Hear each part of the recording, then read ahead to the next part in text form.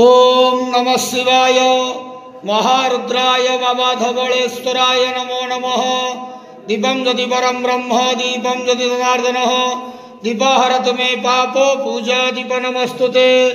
धवलेश्वर महाप्रभु संसार सुखी रखंतु। आज शुभ गुरुवार रे समस्त श्रद्धालु भक्त मानक आशीर्वाद करंतु। समस्त श्रद्धालु भक्त मानकर मनस्कामना पूर्ण करंतु। कर्म क्षेत्र नदी करंतु। ग्रहरिष्ठ मान खंडन करंतु। जगतर मंगल करंतु। विश्वर कल्याण करंतु। आपणकर नाम प्रकाश करंतु। सेवकर डाक श्रवण करंतु। समस्त गुआवसा भक्त मानकर मनस्कामना पूर्ण करंतु। बाबा धवलेश्वराय नमो नमः। संसार सुखी रखंतु आनंद गवार हरि बोलो। आज शुभ गुरुवार रे समस्त श्रद्धालु भक्त मानक आशीर्वाद करंतु आनंद गवार हरि बोलो।